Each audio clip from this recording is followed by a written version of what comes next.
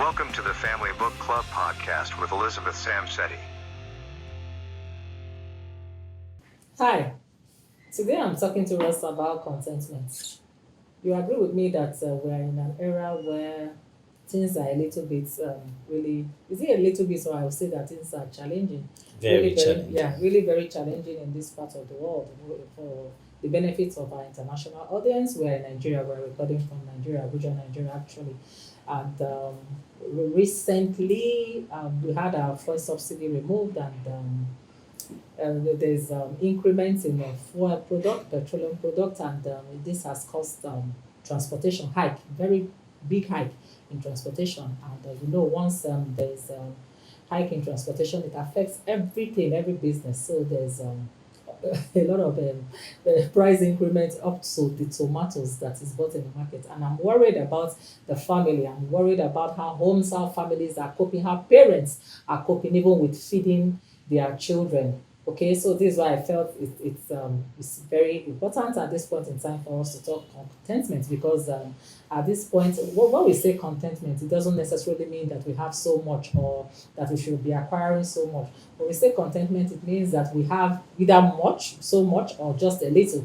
The most important thing is the ability for us to be able to manage our resources right, to be able to manage the little or the more that we have, in order for us not to waste them. We are meant not to be wasteful at this point in time. This is not a period, this is not a time when we say that okay, yes, things are hard, everybody is complaining, let me do this thing, let me buy this. You see your friends, your neighbors get something, and you want to imitate them to go and buy, when you know that you have a family to feed in the house, you have children that need to go to school, you need to fuel the car or either pay transportation for them to go to school, you need to feed them.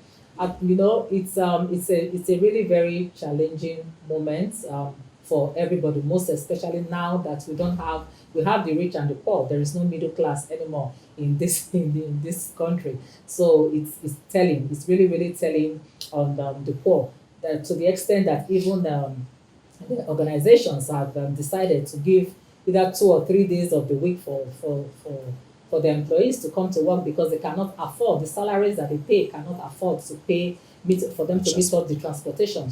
Okay, so I'm not alone in this in today's edition. I have with me Raymond. Hello, Raymond. You're welcome to Hello. the Family Book Club. Hello, thank you very much. So what's your take? What's your take on this issue of contentment at this point in time?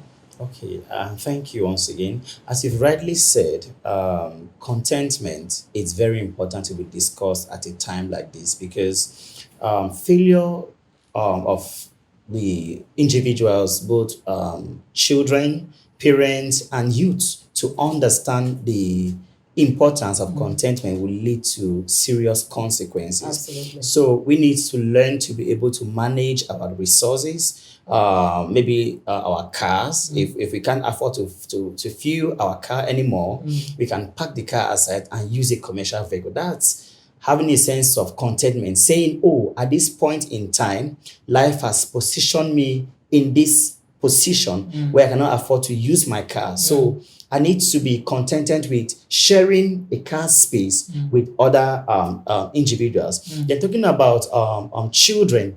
I think it's a time when parents need to teach their children that, okay, life is full of ups and downs. So we can use this sort of negative thing that is happening to our country in a positive way to teach our youth that, okay, there always come a time in life when things will not always be the way they have been going. There'll come a times of difficulty, so we should learn to cope with it, because you talk about the ability to manage what you have. Yes.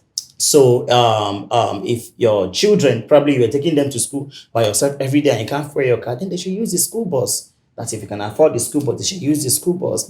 And then some of their needs, we should know the things we can do without. Okay, for example, we can use our old cloth.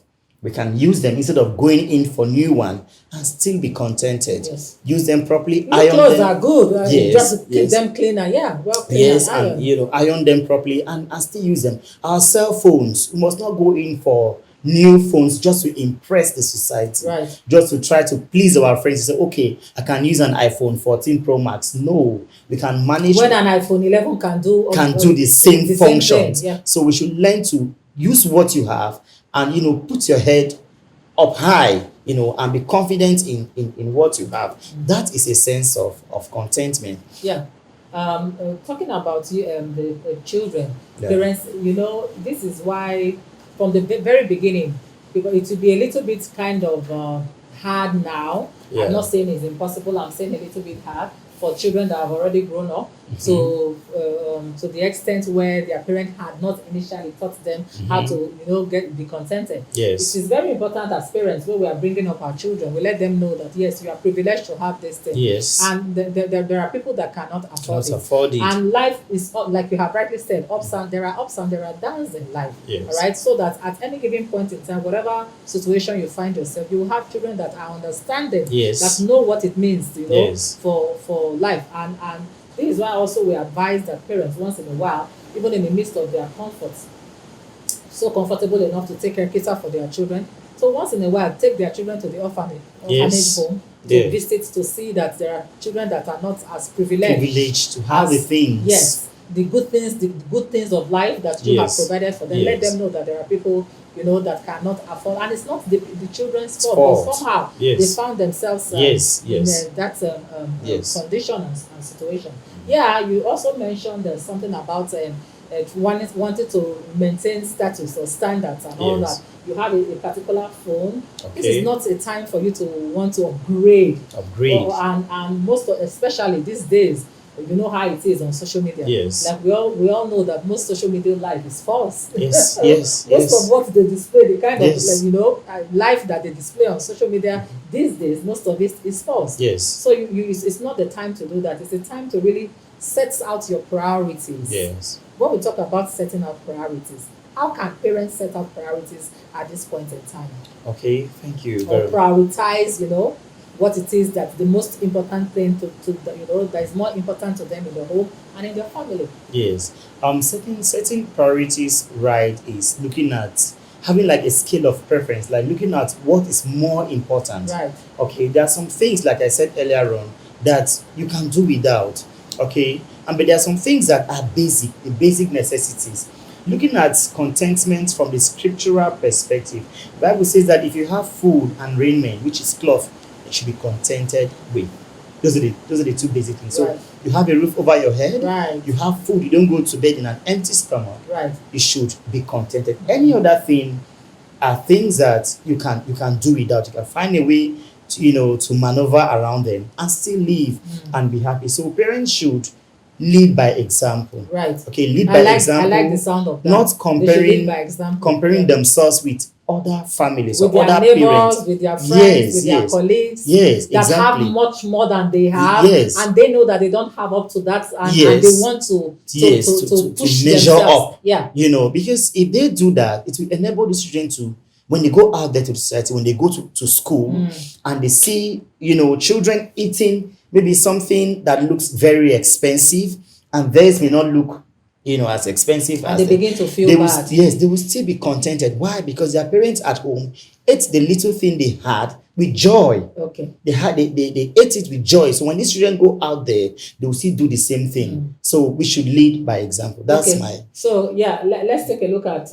if at this point they fail to manage resources well. What's the impact? Of course, the consequences are many. Yes. If they fail to manage resources well, first of all, that's for the parents. For the parent, they are indirectly teaching the children. For example, if you cannot manage a little you have, let's say you go and borrow, or you use the falsified figures to make sure you have that extra income to maintain. Just to chip it in, and as for parents out there, please, this is not a time to borrow. It's not a good time to borrow at all. That's what we are talking, contentment and being able to manage your resources. Go ahead. Yes. So in case some people may borrow or falsify figures, do dubious things, okay, just to come and make sure that their family live the way they have been living before. And when you do that as a parent, you are indirectly teaching that child to do that. And that's the reason why in times like this, you see some young men out there, they take to armed robbery, because they want to live the way they've been living. They take to cheating. They take to cheating. They take to stealing.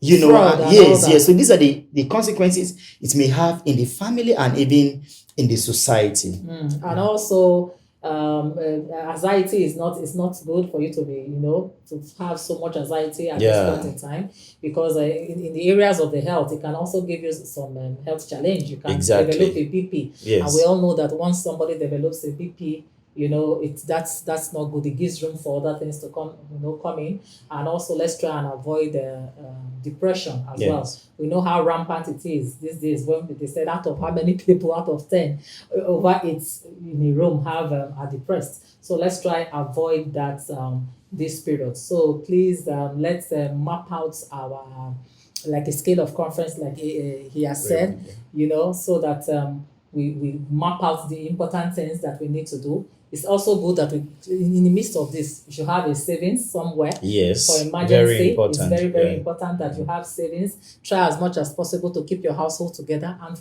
the little you have, try and be happy. Yes. Be happy. Share joy amidst your family, and it's not time for grudges, for quarrel, husband, wife, arguing over money. We know how it is. Yes. Money, there's always money fights when there is no money. So please, wives, be yes. understanding with your spouse, with your husband. Husbands, be understanding with your wife, and also children, also be understanding with your parents. It's a time to be united, to be in one, live together in harmony. Not because, yes, there's a time of lack, but it doesn't mean that you should fight over it. But you'll discover that even in the midst of lack, when you're able to unite your family together and be happy with the little you have, then it will be all right. Thank you so much, Raymond, for coming on this episode, and I hope to see you in the next episode. Oh, thanks. My name is Elizabeth Samsedo. Welcome to the Family Book Club podcast with Elizabeth Samsetti.